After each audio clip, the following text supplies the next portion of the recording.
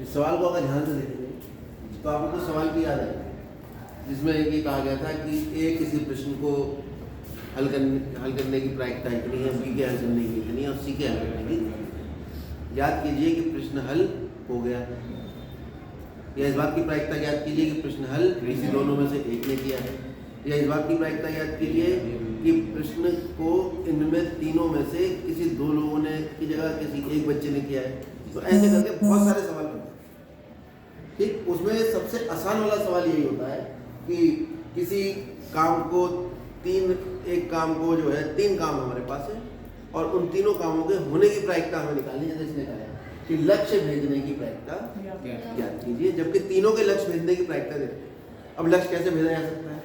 तीनों भेज दे, एक भेदे दो ना भेदे, दूसरा भेदे पहले और तीसरे ना भेदे, तीसरा भेदे पहले दोनों ना भेदे, या पहले दोनों भेज दे तो बहुत सारे केस बन जाएंगे। इसको करने का सबसे आसान तरीका ये है, पी ए द्वारा लक्ष्य भेजने की प्रायिकता।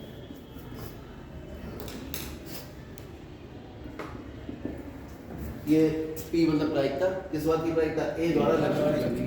तो ए द्वारा लक्ष्य भेजने की प्रायिकता है 5 में से 4 बार वो लक्ष्य को भेज देता है, तो 4/5। तो पी ए द्वारा लक्ष्य न भेजने की प्रायिकता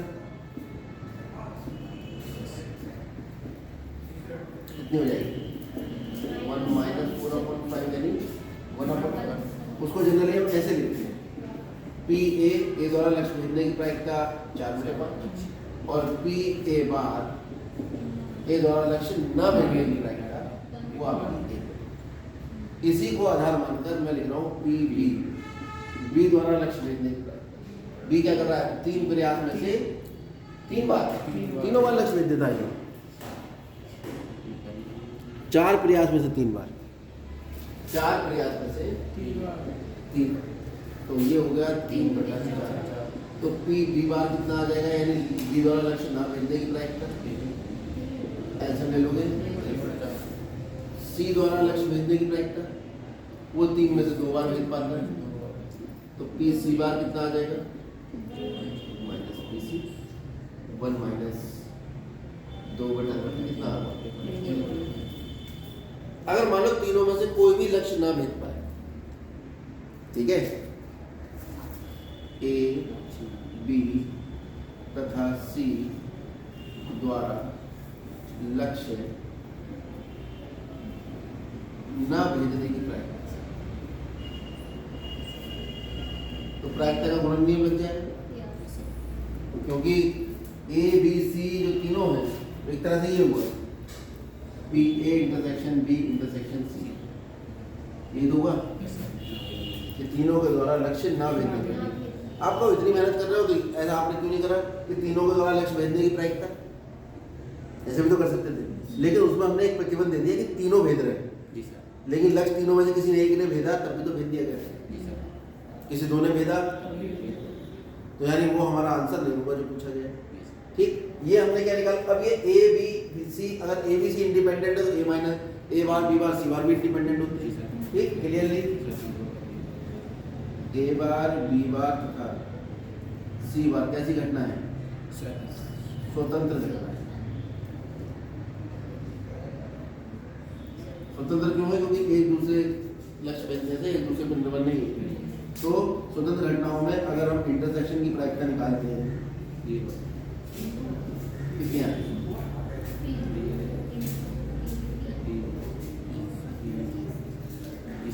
वो जो 0 आती है वो 0 तब आती है जब हम म्यूचुअली एग्जॉस्टिव और परस्पर अपवर्जी की बात।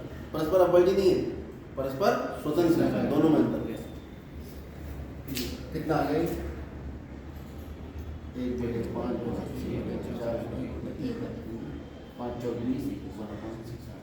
ये तो वो स्थिति है जिसमें लक्ष्य तीनों ने नहीं भेजा।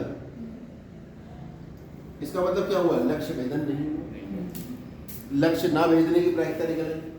और अगर इसे 1 में से घटा दें लक्ष्य भेजने की प्रायिकता निकलेगी। लक्ष्य भेजने की प्रायिकता क्योंकि ये ए इंटरसेक्शन बी चल रही है।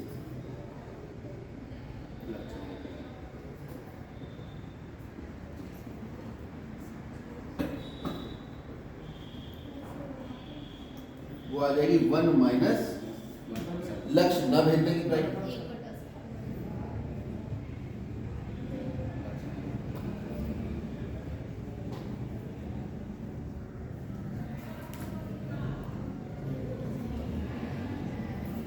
कुल मिला के लक्ष्य भेजने की प्राइस आ गई आपके पास।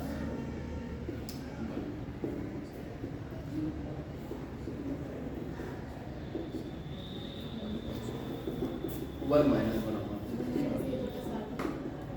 यही सवाल प्रश्न के रूप में अगर हम लें, ये एक बच्चा 3 में से 4 प्रश्न हल करता है, दूसरा बच्चा 5 में से 4 प्रश्न हल करता है, तीसरा बच्चा 6 में से 2 प्रश्न हल करता है। इस बात की प्रायिकता निकालिए कि प्रश्न हल हो जाएगा। तब भी हम ऐसे करेंगे। पहले बच्चे के प्रश्न हल करने की प्रायिकता कितनी बार कर रहा है, 5 में 4 में 5, दूसरे के, तीसरे की, फिर पहले से प्रश्न हल नहीं हुआ, दूसरे से हल नहीं हुआ और तीसरे से हल नहीं हुआ, फिर तीनों में से किसी से प्रश्न हल नहीं हुआ, तीनों की गुणा हो जाएगी। ठीक है, और उसके बाद फिर प्रश्न हल नहीं होने की प्रायिकता निकल आई, एक में से घटाओ तो किसकी आ जाएगी, प्रश्न हल होने की प्रायिकता आ जाएगी। कोई दिक्कत इसमें नहीं।